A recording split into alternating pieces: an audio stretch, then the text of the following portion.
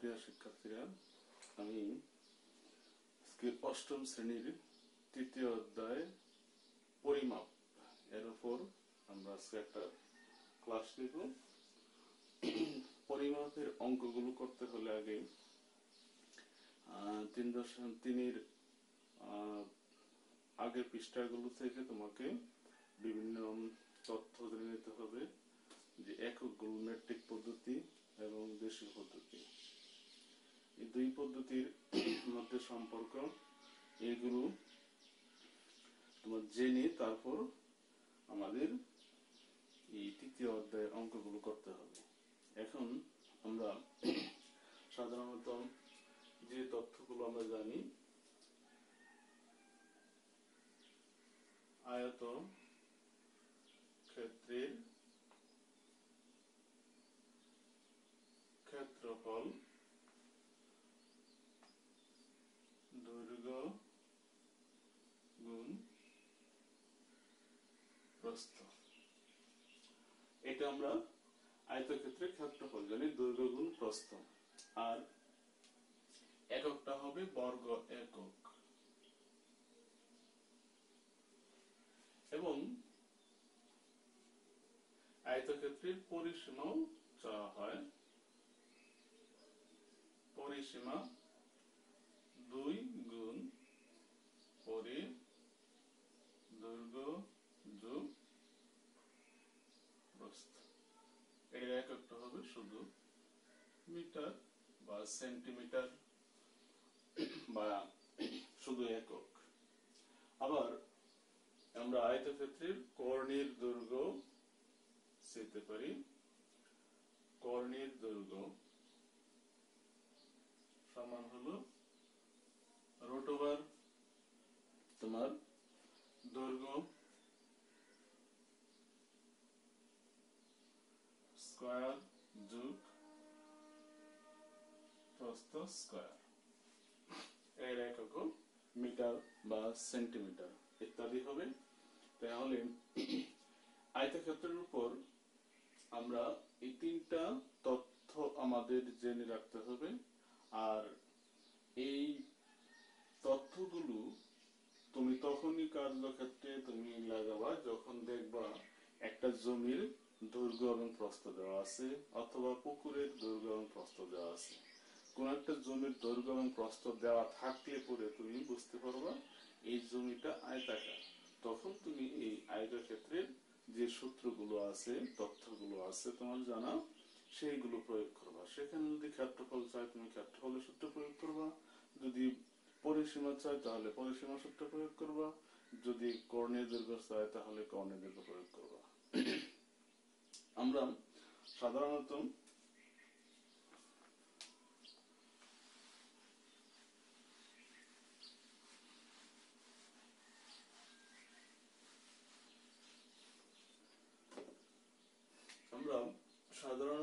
একটা জমি যদি এরকম হয় যে এর দৈর্ঘ্য ক, প্রস্থ খ। এখন অনেক সময় বলা থাকে যে তোমার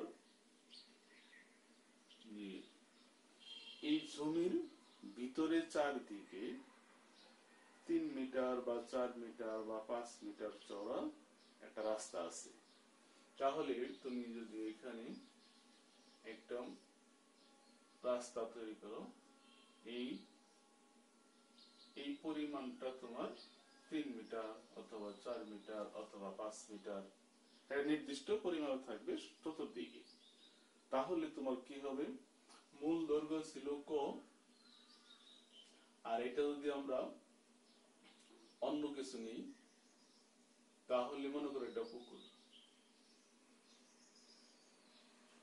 তাহলে পুকুরের দৈর্ঘ্য হলো এইটুক আর জমির দৈর্ঘ্য হলো এইটুক। তাহলে পুকুরের দৈর্ঘ্যটা কি দাঁড়াবে, যে পুকুরের দৈর্ঘ্য সমান ক বিয়োগ, কারণ ক ছিল জমির দৈর্ঘ্য, পুকুরটা হলো জমির ভিতরে।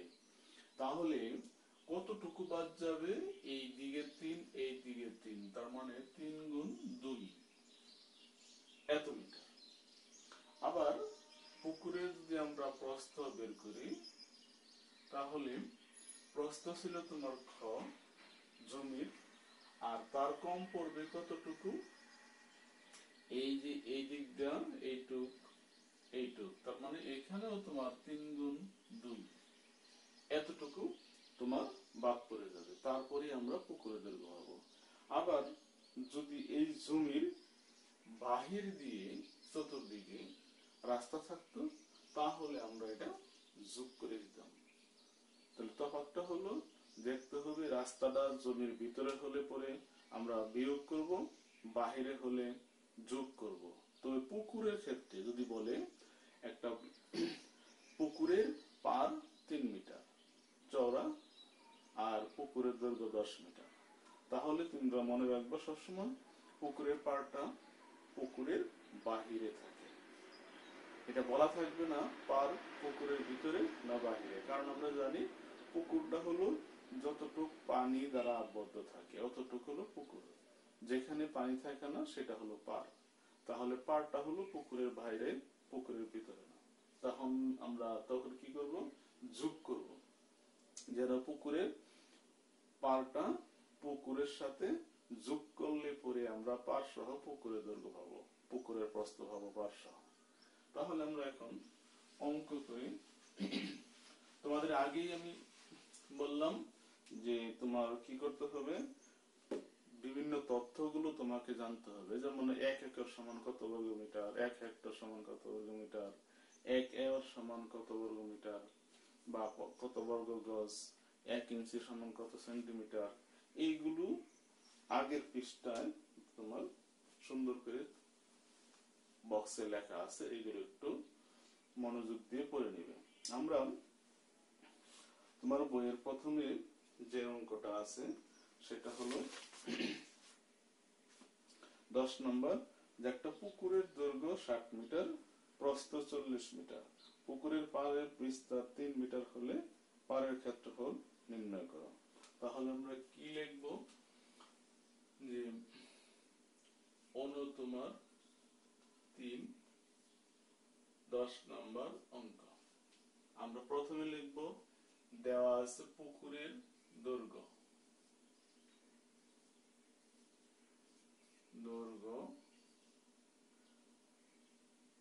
60 মিটার এবং পুকুরের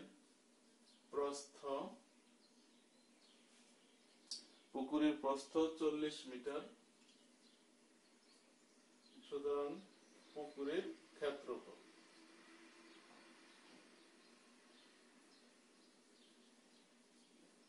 কত হবে, আমরা আগেই জানছি যেহেতু পুকুরের দৈর্ঘ্য এবং প্রস্থ দেওয়া আছে, তাহলে এটা জ্যামিতিক চিত্র আয়তের সঙ্গে তুলনা করতে হবে। তাহলে আয়তের ক্ষেত্রফলটাই হবে এখন পুকুরের ক্ষেত্রফল, দৈর্ঘ্য গুণ প্রস্থ। তাহলে দৈর্ঘ্য 60, প্রস্থ 40, কি হবে একক বর্গ মিটার। তাহলে 24 আর 2টা শূন্য, এত বর্গ মিটার। এটা হলো শুধু পুকুরের ক্ষেত্রফল। তাহলে আমরা আগে বলছিলাম যে একটা পুকুরের পার যদি থাকে, তাহলে পাড়টা হলো পুকুরের বাহিরের দিকে। তাহলে তোমার পুকুরের দৈর্ঘ্য এবং প্রস্থের সঙ্গে পুকুরের পাড় যোগ করতে হবে। তাহলে তুমি কি লিখবা, পাড় সহ পুকুরের দৈর্ঘ্য কত হবে, 60 যোগ তোমার যে চওড়াটা দেওয়া আছে সেটা হলো 3 মিটার। তাহলে 3 দুগুণে 6, 3 গুণ 2 এত মিটার, তাহলে 66 মিটার। আবার তোমার পাড় সহ পুকুরের প্রস্থ কি হবে, আগের দৈর্ঘ্য প্রস্থ ছিল তোমার 40 যোগ হবে পার 3 গুণ 2 এত মিটার, তাহলে সেটা হলো 46 মিটার। তাহলে তোমার কাজ হলো এখন পার সহ তোমার পুকুরের পার সহ পুকুরের ক্ষেত্রফল নির্ণয় করা। তাহলে আমরা উপরেরটা মুছে ফেলি। তাহলে তুমি এখন লিখবা পার সহ পুকুরের ক্ষেত্রফল।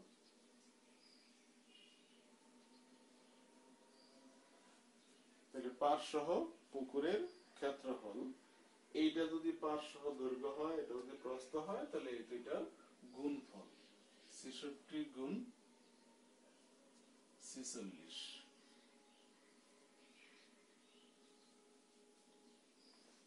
তাহলে পার সহ পুকুরের ক্ষেত্রফল, যেহেতু পার সহ পুকুরের দৈর্ঘ্য হলো 66, প্রস্থ হলো 46, এই দুইটার গুণফল হবে পার সহ পুকুরের ক্ষেত্রফল।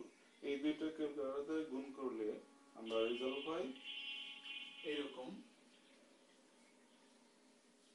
3036 বর্গমিটার। এখন তোমার কাছে প্রশ্ন ছিল পুকুর পাড়ের ক্ষেত্রফলটা তাহলে কত হবে। তাহলে তোমাকে দেখতে হবে পুকুরের ক্ষেত্রফল পাইছো, পার সহ পুকুরের ক্ষেত্রফল পাইছো। তাহলে যেহেতু পার বাইরের দিকে, তাহলে এটা বড় যোগ করে আমরা পাইছি, আর আর এটা হলো পুকুরের ক্ষেত্রফল। তাহলে এই ক্ষেত্রফলটা যদি থেকে বাদ দেই, তাহলে আমরা পেয়ে যাই পাড়ের ক্ষেত্রফল। সুতরাং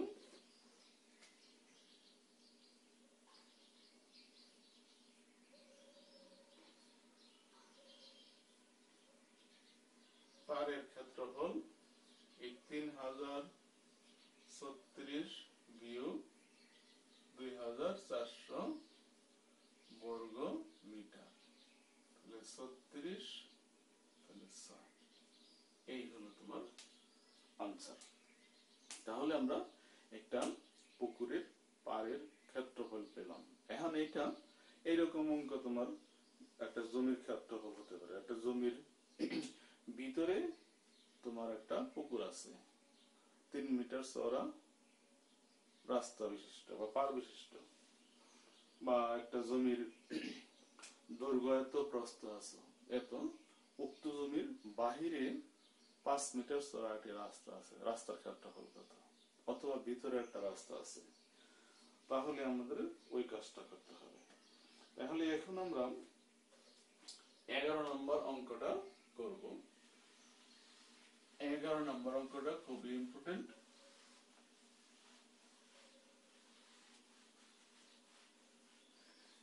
নম্বর অঙ্কটা খুবই ইম্পর্টেন্ট এই জন্য যে এটা তোমার বিভিন্ন ইয়েতে আসে, এককে আসে। কখনো তোমার একরে আসে হেক্টরে চায়, অথবা এরে চায়। আমরা জানি 1 এর সমান 100 বর্গ মিটার, আর 1 হেক্টর সমান 10,000 বর্গ মিটার, আর 1 একর সমান 4046.86 বর্গ মিটার। এই তথ্যগুলো তোমার ওই বইয়ের পৃষ্ঠাগুলো থেকে জেনে নিতে হবে। তাহলে তোমার দেওয়া আছে 11 নম্বর একটি আয়তক্ষেত্রের ক্ষেত্রফল 10 একর। তাহলে এখান থেকে ক্ষেত্রফলটা বর্গ মিটারে তুমি পরিণত করো। তাহলে আমরা জানি 1 একর সমান 4046.86 বর্গ মিটার, এটা আমরা জানি। কিন্তু তোমার আছে ক্ষেত্রফলটা 10 একর। তাহলে 10 দিয়ে তুমি গুণ করবা, 10 একর দিয়ে এত বর্গ মিটার যদি আমরা গুণ করি, তাহলে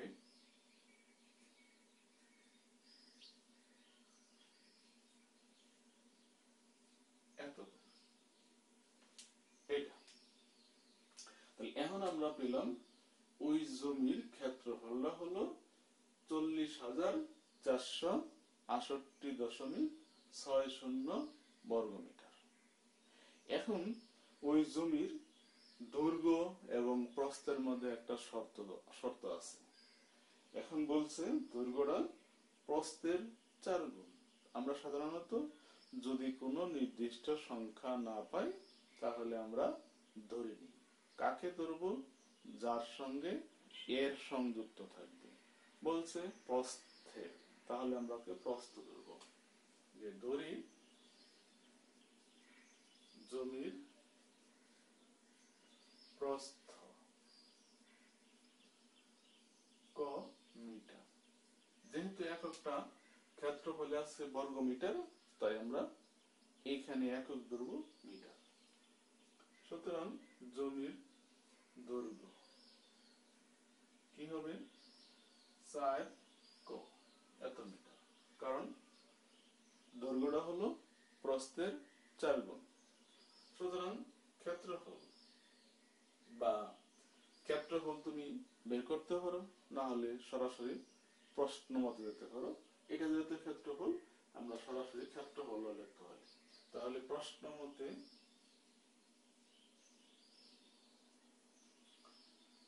দৈর্ঘ্য গুণ প্রস্থ সমান 40, 46, 8.। তুমি ওই জমির ক্ষেত্রফল তুমি এটা পেয়েছ। আবার সেই জমির দৈর্ঘ্য প্রস্থ যদি এত হয় তাহলে তার ক্ষেত্রফল এত হবে। কারণ আমরা জানি একটা জমির দৈর্ঘ্য এবং প্রস্থ দেওয়া থাকলে পরে সেখান থেকে ক্ষেত্রফল হলো দৈর্ঘ্য গুণ প্রস্থ। তাহলে সেই অনুযায়ী এইটা হয়। তাহলে আমরা এখানে কি পাই?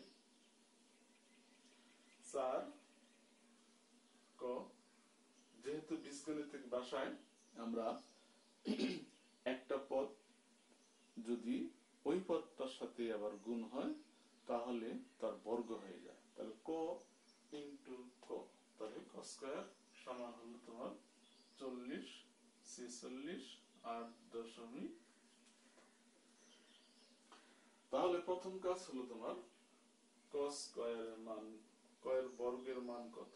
তাহলে তুমি 4 দিয়া ভাগ করবা। 40, 46, 8.।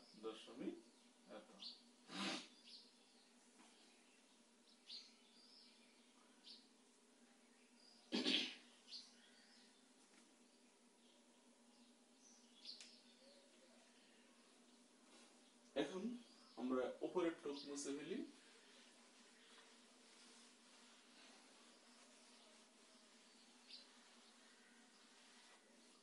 আমরা আমাদের ক্যালকুলেটরের সাহায্যে এখান থেকে ভাগ করে আমরা cos স্কয়ারের মান পাবো বা সমান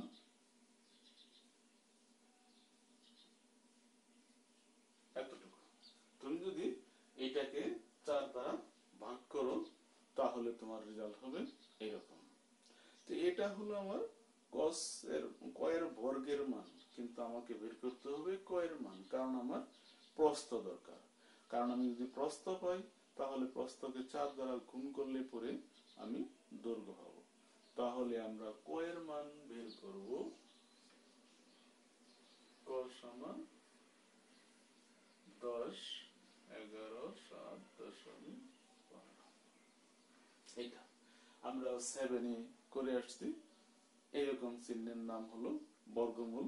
এখন তোমার কাছে যেহেতু ক্যালকুলেটর আছে, তার অনুমোদন আছে ব্যবহার করার, তাহলে তুমি তা ব্যবহার করবা। ব্যবহার করে এর মান বের করবা। তাহলে তুমি যদি আমরা এটা বের করি তাহলে 100 তোমার এরকম একটা রেজাল্ট আসে, যেটা 584।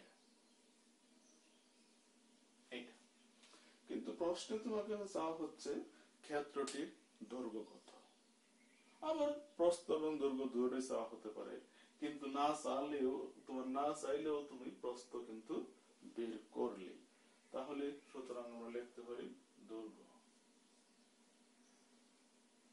সমান এটারে 4 দিয়ে গুণ করবা। কারণ তুমি বলছো প্রস্থের 4 গুণ হলো দৈর্ঘ্য। তাহলে আমরা যদি এটা গুণ করি তাহলে গুণের রেজাল্টটা হবে 402.34 এত মিটার, ব্র্যাকেটে লিখবো প্রায়। এত বেশি লেখা দরকার নেই। তাহলে আমরা কি পেলাম যে একটা জমির তুমি হয়তো সূত্র জানা আছে দৈর্ঘ্য গুণ প্রস্থ ক্ষেত্রফল, কিন্তু ওই তথ্যটা জানা নাই যে 1 একর সমান কত বর্গ মিটার, 1 হেক্টর সমান কত বর্গ মিটার।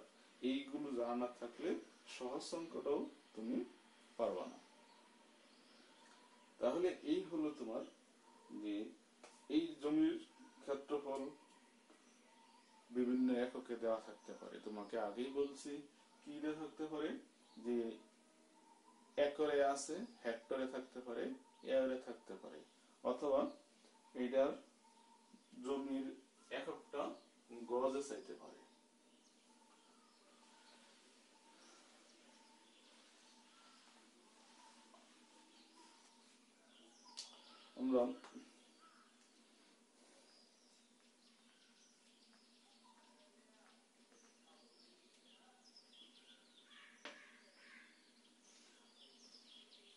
আমরা যদি 15 নম্বর অঙ্ক একটা দেখি, 14 নম্বর একটা অঙ্ক আছে, দেখো এইরকম অঙ্ক থাকে যে একটা আয়তাকার ক্ষেত্রের দৈর্ঘ্য 48 মিটার, প্রস্থ হলো তোমার 32 মিটার 80 সেন্টিমিটার। ক্ষেত্রটির বাইরের দিকে 3 মিটার চওড়া বা বিস্তৃত একটি রাস্তা আছে, রাস্তাটির ক্ষেত্রফল কত? তাহলে আমরা লিখব জমির দৈর্ঘ্য। জমির দৈর্ঘ্য হলো 48 মিটার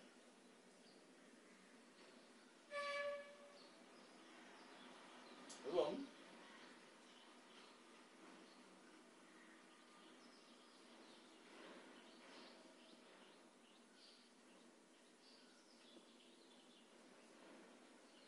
এইখানে গন্ডগোল, যে প্রস্থের বেলায় বলা হয়েছে 32 মিটার 80 সেন্টিমিটার। তাহলে দুইটা এককে একটা এককে নিতে হবে, যেহেতু এটা মিটার তাহলে পুরোটাকে মিটারে বানিয়ে নিবা। তাহলে তুমি এরকম লিখবা,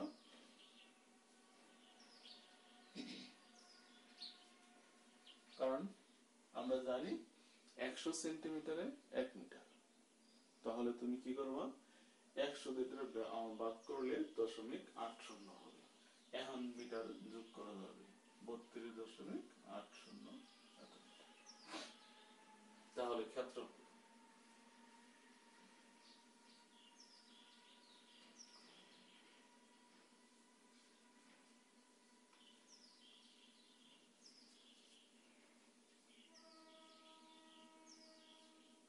আমরা আগেই জানি ক্ষেত্রফল একক বর্গ মিটার, আর ক্ষেত্রফল সূত্র হলো দৈর্ঘ্য গুণ প্রস্থ।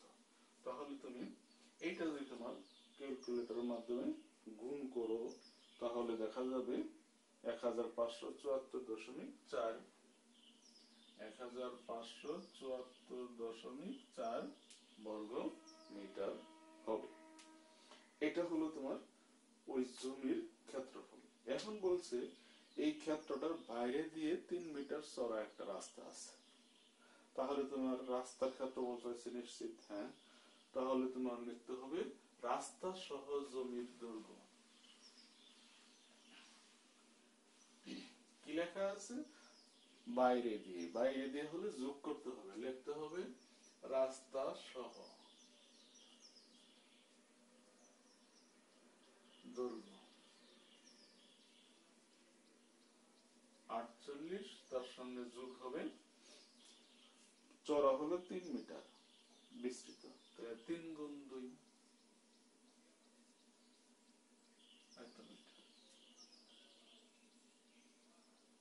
একসঙ্গে লিখে ফেললাম, কারণ 48 এর লগে 6 যোগ করলে 54 হবে। পরে এবং রাস্তা সহ প্রস্থ কি হবে, তোমার ছিল সঙ্গে যোগ হবে এত, তাহলে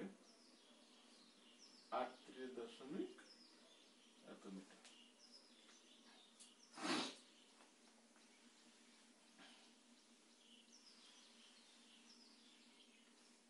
এখন রাস্তা সহ জমির ক্ষেত্রফল।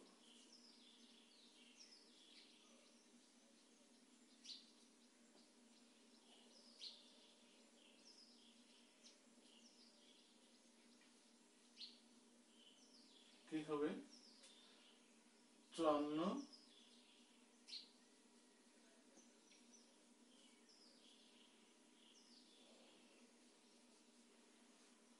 রাস্তা সহ জমির ক্ষেত্রফল, তার মানে রাস্তা সহ দৈর্ঘ্য এবং রাস্তা সহ প্রস্থ এই দুটোর গুণ করলে রেজাল্ট আসবে। তুমি ক্যালকুলেটরের মাধ্যমে গুণ করো, গুণ করে রেজাল্ট পাবা 2095.2 2095.2 বর্গ মিটার। তাহলে এটা হলো রাস্তা সহ জমির ক্ষেত্রফল। তাহলে এটার থেকে যদি এটা তুমি বাদ দাও তাহলে তুমি রাস্তার ক্ষেত্রফল পাবা। সুতরাং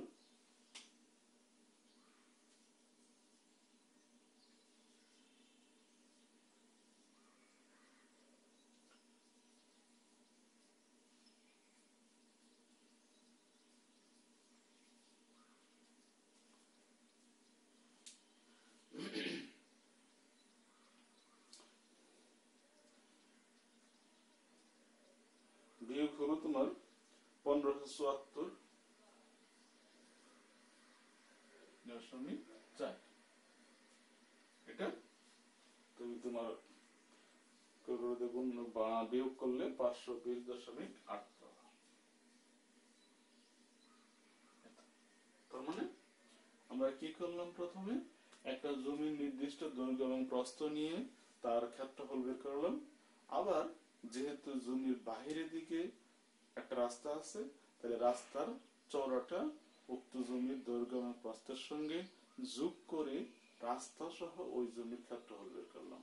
এখন রাস্তা সহ জমির ক্ষেত্রফল থেকে জমির ক্ষেত্রফল বাদ দিলে পরে আমরা রাস্তার ক্ষেত্রফল পাই, আর সেই অনুযায়ী আমরা রাস্তার ক্ষেত্রফল পেলাম 520.8।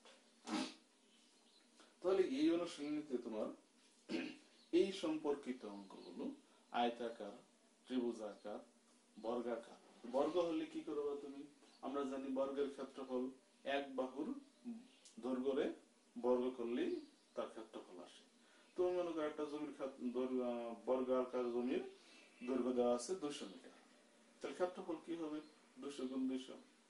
এখন যদি বলে বর্গের বাহিরে 5 মিটার চড়া একটা রাস্তা আছে, তাহলে 200 লগে আরো 5 গুণ 10 যোগ করবা, পরে লিখবা রাস্তা সহ ওই জমির ক্ষেত্রফল 210 গুণ 210। যেটা আসবে সেটা রাস্তা সহ জমির ক্ষেত্রফল। সেখান থেকে জমির ক্ষেত্রফল বাদ দিলে পরে ওই রাস্তার ক্ষেত্রফল পাওয়া যাবে। এখন একটু ভিন্ন ধর্মী একটা অঙ্ক আমরা করব। রাস্তা যদি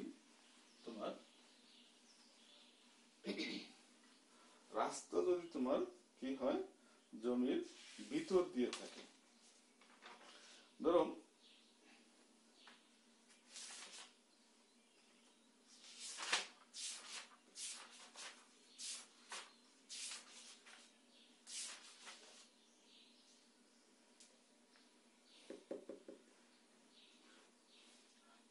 তুমি উদাহরণে তোমার এরকম একটা অঙ্ক আছে। এটা একটা জমি,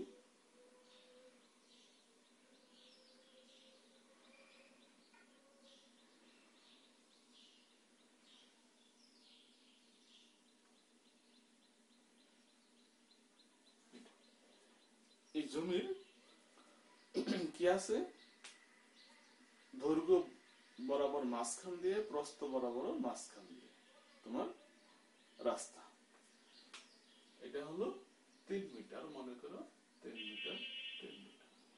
আর দৈর্ঘ্য হলো ধরো তোমার 40, প্রস্থ হলো 30। এখন এই জমির রাস্তার ক্ষেত্রফলটা কত। তাহলে তোমার এখন কিন্তু আর ওই দৈর্ঘ্য এবং প্রস্থ থেকে বিয়োগ করে বা যোগ করে আবার ক্ষেত্রফল বিয়োগ করে রাস্তার ক্ষেত্রফল বের করার প্রয়োজন নেই। এখন তুমি কি করবা, তুমি দেখবা আগে তুমি নিতে পারো দৈর্ঘ্য বরাবর রাস্তার ক্ষেত্রফল। তো দৈর্ঘ্য বরাবর রাস্তার ক্ষেত্রফল হলে এর দৈর্ঘ্য হলো তোমার 40 আর প্রস্থ হলো তোমার এই 3। তাহলে দৈর্ঘ্য বরাবর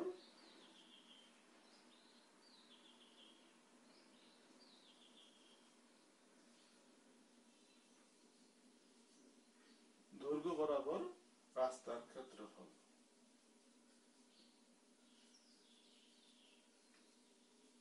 কি লিখবা, রাস্তার দৈর্ঘ্যটা হচ্ছে জমির দৈর্ঘ্য, কারণ হলো এই জমির ভিতর দিয়ে এই প্রান্ত থেকে এই প্রান্ত পর্যন্ত আসছে, তাহলে এটার দৈর্ঘ্যই হলো জমির দৈর্ঘ্য, তাহলে সেটা হলো 40 গুণ এখানে প্রস্থ হবে ওই রাস্তার বিস্তৃতি বা চওড়া, সেটা কত 3। তাহলে আমরা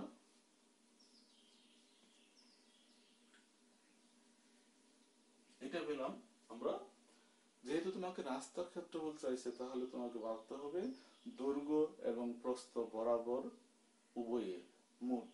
তাহলে আমরা দৈর্ঘ্য বরাবর পেলাম এত। এখন তুমি যদি বলো প্রস্থ বরাবর, এইখানে একটা কথা আছে, আগে যেটা নিবা সেটার কোনো কথা নাই, কথাটা হলো পরে যেটা নিবা সেটা এরকম।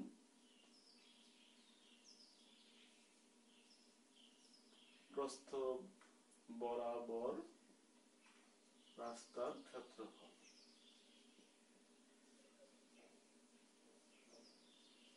কত হবে। এখন এটা যদি প্রস্থ, তাহলে প্রস্থ তোমার 30, কিন্তু আমরা রাস্তা বরাবর ক্ষেত্রফল নির্ণয় করতে গিয়ে এই প্রস্থের মাঝখান থেকে 3 মিটার নিয়ে নিছি, এই 3 মিটার আমরা নিয়ে নিছি, তাহলে প্রস্থ থেকে 3 মিটার কমে যাবে, কারণ এই রাস্তা যখন দৈর্ঘ্য বরাবর গেছে তখন প্রস্থ বরাবর রাস্তা থেকে 3 মিটার সে নিয়ে নিছে, এখন আর প্রস্থ সে আগের প্রস্থ নাই, তাহলে কি করতে হবে ওই 3 মিটার এখান থেকে বাদ দিলে পরে এই জমির